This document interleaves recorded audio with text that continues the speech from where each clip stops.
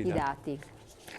Allora, rieccoci qui, Rosanna Bettella, i dati possono essere estremamente interessanti. Sì. Chiedo appunto alla regia se ci mette in onda i dati sulle violenze delle donne in Veneto, che raddoppiano le segnalazioni alle case rifugio in Veneto. Sì, Questo non sono cioè queste, ogni 300 donne residenti, una ha preso contatto con un centro antiviolenza e una ogni 700 è stata presa in carico.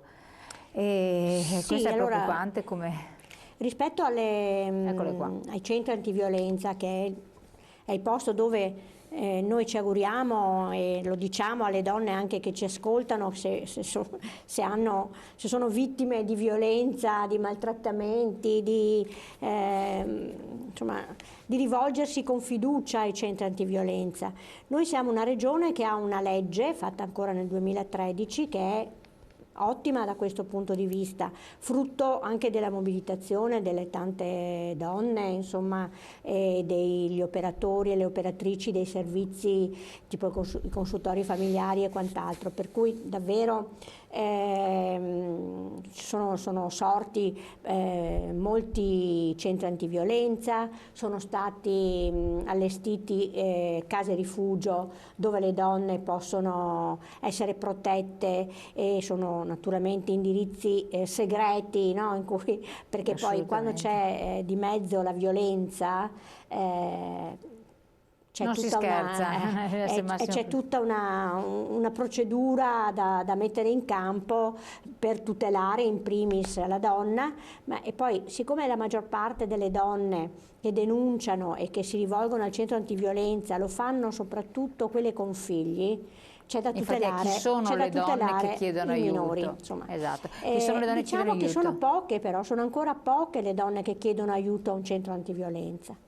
Perché rispetto ai dati sui maltrattamenti, sulle violenze che sono fatti sulla base di denunce ai carabinieri o alle forze dell'ordine o di visite in passaggi in pronto soccorso e quant'altro, poi che effettivamente uno inizi un percorso, una donna inizi un percorso di autotutela, no? Di protezione per sé e per i minori in un centro antiviolenza, è ancora una percentuale bassa. Io ho dei numeri che fanno paura, perché casi presi in carico dai centri veneti sono stati lo scorso anno 2.373, 280 in più rispetto al 2017. Sì.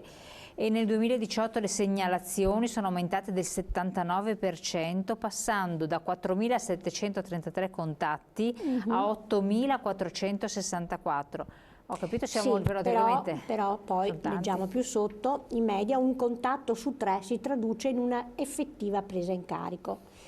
Perché non ne aveva bisogno? Quello che avviene rispetto alle denunce, allora, nel momento tragico della violenza in sé, la donna magari acquista anche coraggio, no? Si rivolge ai carabinieri, si rivolge alla polizia, va al centro antiviolenza, eccetera. Però poi quello che può succedere è che ritorni indietro. Molto spesso succede perché è la persona cara, si sentono quasi in colpa, no?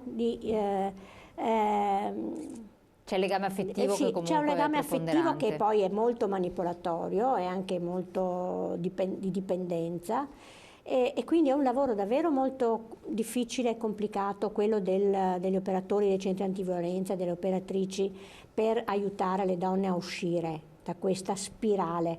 È il classico, no, vittima e carnefice, rapporto che non è così automatico che uno si ribella, perché tante volte ci viene da dire: ma come?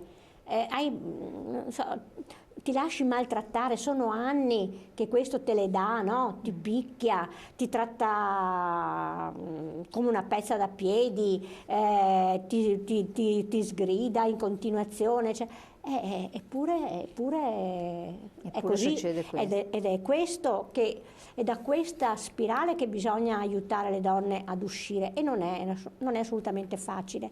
E infatti le critiche che per esempio noi muoviamo al codice rosso, no? Che è entrato in funzione da poco, quindi vuol dire che la donna che fa una denuncia deve essere presa in carico entro 3 giorni, no? Noi diciamo che invece questo favorisce il fatto che una non faccia denuncia, perché non lasci il tempo necessario a una donna di elaborare, di come dire, capire, di comprendere, di tirar fuori, no? E quindi è molto... E poi c'è un rischio forte per la donna che poi fa la denuncia e poi torna indietro, che veramente le violenze aumentino ancora di più.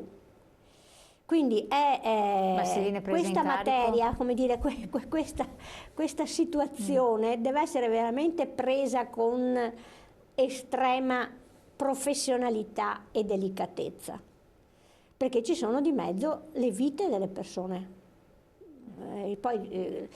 Quando diciamo che il femminicidio è l'ultimo anello, no, sì, è vero, della catena persona, dell'escalation, certo. E però anche le violenze aumentano di giorno, anno dopo anno, giorno dopo giorno, non è che diminuiscono. E invece, per esempio, proprio da un punto di vista psicologico, è un processo psicologico, la donna pensa sempre e di essere in colpa lei, che quindi il marito ha ragione a trattarla in un certo modo, no? Oppure pensa, con una sindrome da croce rossina, no? Di riuscire a farlo desistere, a cambiarlo, ad aiutarlo, no? A uscire da questo delirio, da questo che ha l'uomo che si sente forte. Poi a volte c'è anche di mezzo, ci sono anche di mezzo le dipendenze, marito alcolista, no? È più portato, come dire, anche a usare violenza, quindi le dipendenze anche da droghe o che so io, purtroppo alimentano ancora di più questa spirale, questa drammaticità, insomma, della situazione. Ecco, tornando un po' alle slide, anche i numeri che comunque sono interessanti, donne italiane 67%, sì. Coniugate o conviventi 59%, quindi più o meno la metà, con un lavoro, anche qui un 52%, con un livello di istruzione medio-alto 64%, sì. E con figli 68%, quindi questo fa anche riflettere che una buona percentuale ha un'istruzione medio-alta, però soltanto la metà riesce a lavora. Perché la violenza non è in base al censo, no? Allo stato sociale. Se un uomo è violento, è violento indipendentemente, è assolutamente trasversale, no? Indipendentemente abbiamo casi anche qua da noi, insomma, di femminicidi in cui l'uomo era un professionista, insomma, no? Una persona di alto rango, come dire, professionale e sociale. Non è detto che sempre che la violenza è più frequente negli strati più poveri, più marginali. Assolutamente trasversale, questo no. Daniele Tronco, ci sono, qui abbiamo analizzato un po' a livello regionale la situazione, però mettendo un focus attenzione nel territorio metropolitano di Venezia, ci sono delle evidenze particolari?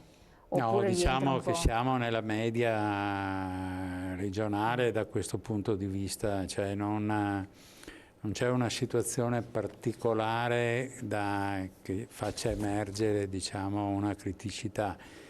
Siamo nella media, purtroppo è una tragica media, ma è una media. L'età, siete riusciti a fare un estrapolato dell'età? Perché il fatto un po' che magari ci siano anche attivi, pensionati, eccetera, magari i pensionati sono meno coinvolti da questo, persone di una certa età, invece... No, per esempio i dati che noi abbiamo rispetto proprio all'età, le ultra 63 anni, donne che subiscono violenza o addirittura femminicidio, sono intorno al 32-33%. Quindi e anche non è che sono in maggioranza donne straniere, appunto sono donne italiane. Sì, infatti avevamo visto che la maggior parte, anche qui c'è un grafico interessante che un po' volevo mandare anche all'inizio, purtroppo la percentuale anche di coloro che praticano questi atti di violenza sono il 74,5% sono italiani. Quindi a danno di italiane. Italiani e fra le mura domestiche. E tra le mura domestiche, questa è la maggior parte, questa è la gravità maggiore. Quindi è una patologia, come dire, familiare, possiamo dire, no? Dei rapporti, eccoli qua i numeri, dei rapporti affettivi, no? Ecco, questo spaccato che cosa estrapoliamo da questo grafico sostanzialmente?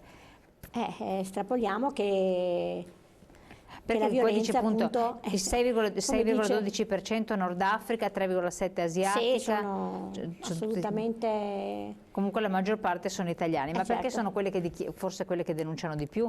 Perché anche penso nordafricane, se anche subiscono violenza, non hanno il coraggio di dichiararle. Nel senso che, come dicevo prima, c'è comunque una difficoltà a fare la denuncia.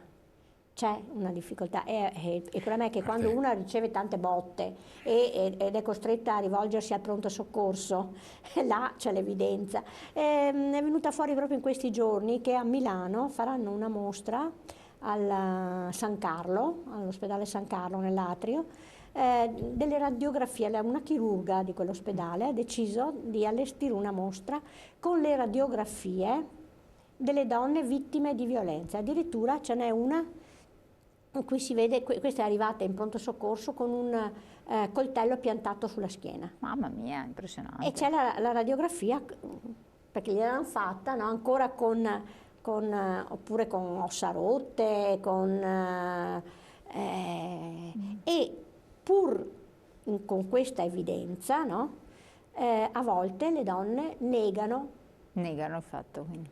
Dicono che sono cadute per le scale, ma allora se per esempio una ha i segni quasi dello strangolamento sul collo, non è che cadendo dalle scale ti procuri, per cui anche dopo gli operatori del pronto soccorso come anche gli operatori della polizia e dei carabinieri hanno avuto comunque, proprio in virtù delle normative che sono entrate, che abbiamo nel nostro paese, fanno formazione rispetto a questa tematica e quindi sono anche molto attenti, ma anche qua non puoi costringere la donna perché non deve confessare una colpa, no? Non è come quando devi cercare certo devi cercare un altro colpevole, lei è la vittima, ma se la vittima stessa e quindi ci vogliono veramente anche qua delicatezza, saper parlare con quella donna per farle venire fuori la verità. Assolutamente.